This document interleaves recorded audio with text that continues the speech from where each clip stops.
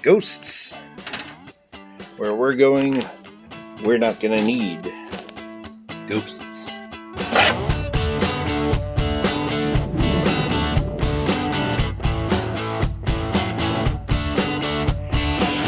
Hey there folks, Chuck here, and yeah, wow, a lot has changed since the last build video, but so far the feedback has been really good about transforming Flying Valiant channel into the Diecast Media Network.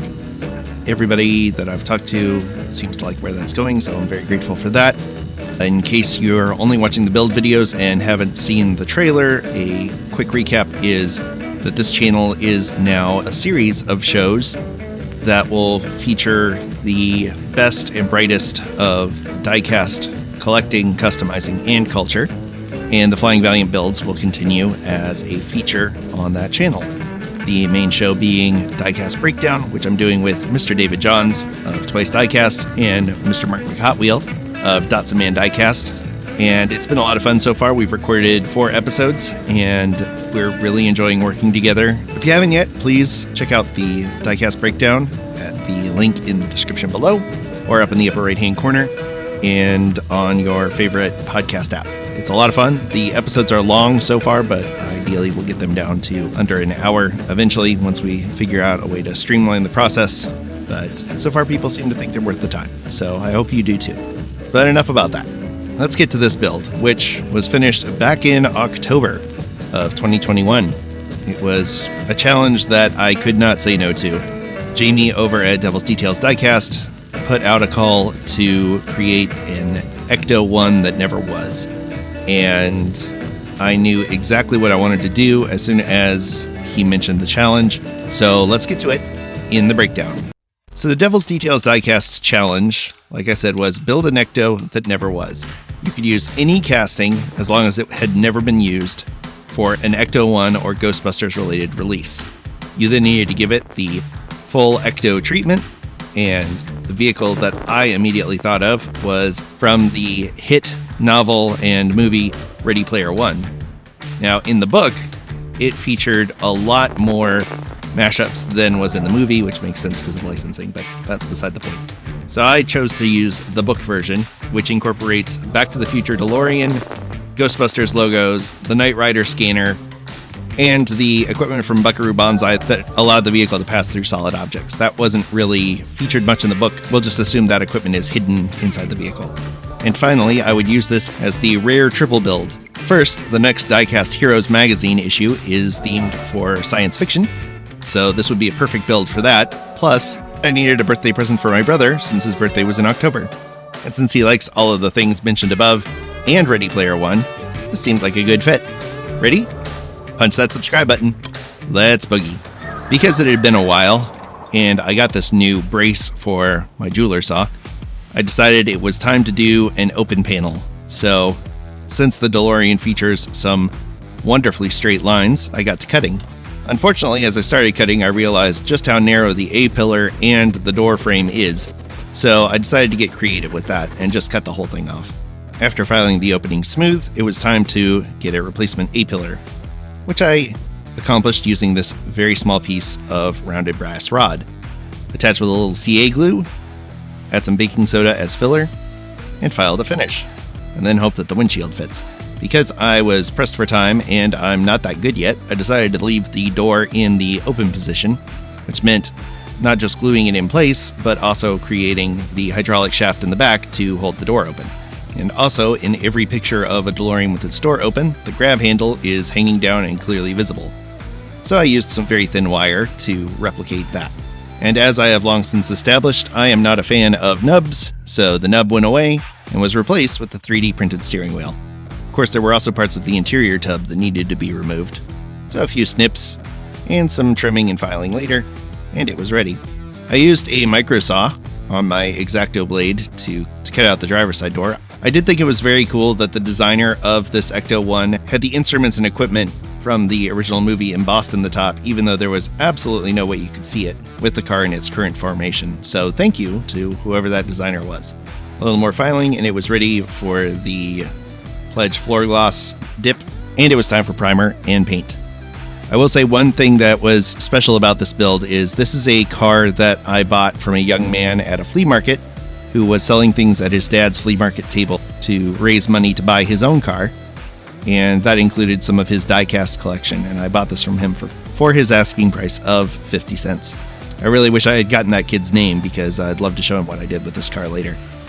Because I've been there, and I know he was going to miss those Diecasts, but I also know what it's like to really want a car. So wherever he is out there, I hope he knows that his cars are living on in some pretty cool ways. Now comes the interesting part of this build. So, of course, because I was under pressure to get this done, I made silly mistakes, including drilling completely through the front rivet and creating a hole in the hood. I patched it up with some putty, but I used the wrong kind of putty and it shrank, and I ended up with a divot in the hood, which I thought would not show up if I put a heavy coat of primer on it. I was wrong, but because I had drilled through it, that meant I couldn't polish the body like I had originally planned, so I got to try something else. And that something else was this. This is AK Interactive True Metal. I had never used it before, but I had seen the effect on several armor builds, and I was intrigued. The interesting thing about it is wax and not paint, according to them. So I'm not exactly sure how it works, I just know you're supposed to prime it and then brush it on and buff lightly for a shiny finish. So I put a tiny drop out and went to work. And that little bit there was more than enough to do the entire vehicle. I used a makeup brush to apply, because that was the softest brush I had. And I gotta say, right from the start, I was impressed. So I'm definitely gonna have to use this again in the future. And you can see that little divot that I thought would go away. I don't know why I thought it would go away. And I gave it a light buff with one of my shop towels. And as you can see, it brightened right up and actually created a pretty decent stainless steel look. I was careful to only polish front to back to give it that kind of long brushed look that Deloreans tend to have. And it was time to do the interior/engine compartment and hover wheels. This is a very interesting way to design the tub, and it was a fun challenge to try and remember where everything was and what colors to put on everything. This is a mix of various DSP paints, the tarnished steel, blackened steel, and silver and stainless steel. I went with a stainless steel for the undercarriage as a base coat.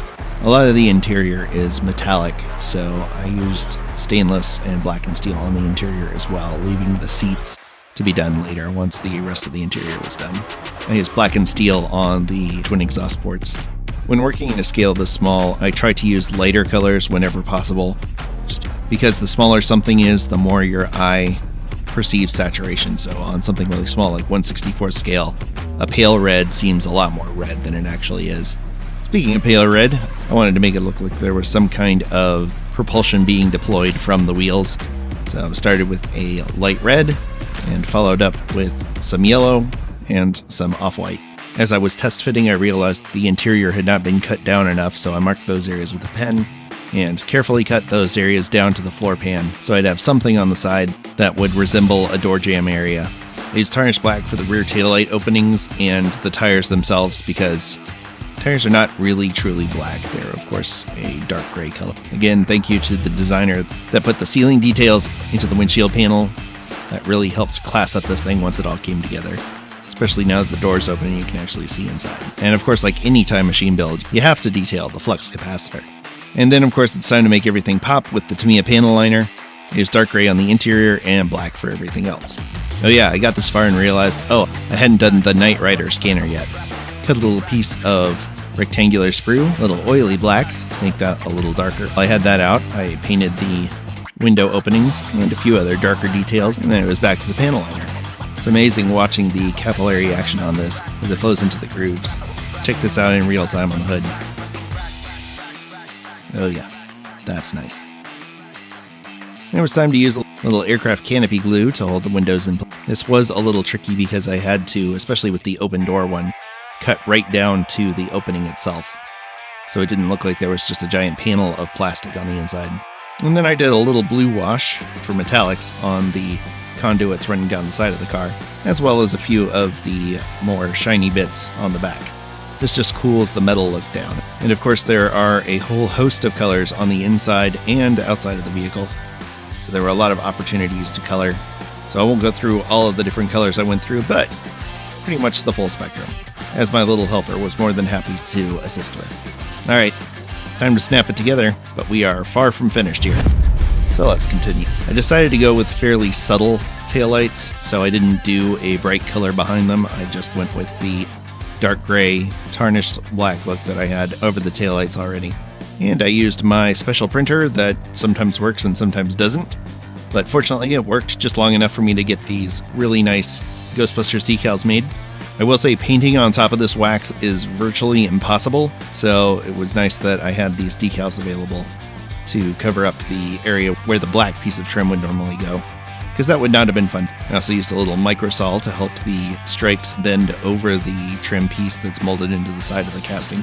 And get the license plate in place. And here come the Ghostbusters logos. And this is where the design saved my mistake with the drill. And with the decal in place, you don't notice it at all. I used the stoplight red again to create the illusion of the scanner in action. It started heavy on one side and gently drug the paint over to the other, so that as it trailed off, it looked like the fading on the scanner. And it was time for a final buff on top, and some panel liner on the bottom, as well as on the taillights, to help tie everything together. I also wasn't too thrilled with how the door panel looked, so I put some panel liner on it and then wiped most of it off. I also thought the scanner could be a little brighter, so once it dried, I went over it one more time with the metallic stoplight red. Then it was time for the final chrome details, and the decal, and the number.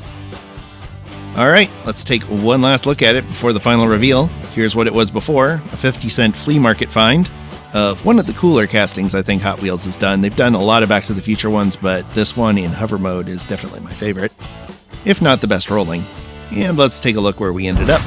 Straight from the pages of Ernest Cline's book, the Ecto 88. I'm pretty happy with how it turned out. I like how the body all came together. The windshield could have fit a little better, but considering what I was working under, I'm pretty happy with the end result. So, what do you think? Let me know in the comments below. Also, let me know what you think of the new show. I'd love to hear about that. And if there's anything you would like to see on this network that we can highlight or provide more info on that you feel like is not being covered well by other Diecast resources. As always, I want to give a shout out to my patrons. You can see them in the credits. And again, thank you so much to everybody who has stuck with this channel, who has offered their support both financially and through sharing and clicking all the buttons. It means the world to me and my new teammates, David and Mark. We are so excited to where this channel is going, and we are so grateful for everyone who has opted to come along with us. There is still merch available in the link at the description below, but there is a new merch store coming, so pay attention to that. There'll be a bunch of new designs there and the ones that you can currently find, but that's a nice way to support the channel and support my brother Justin, who donates his graphic design talents to this channel. As always, I want to thank you for coming along with me for the ride. So until next time, stay fresh, cheese bags.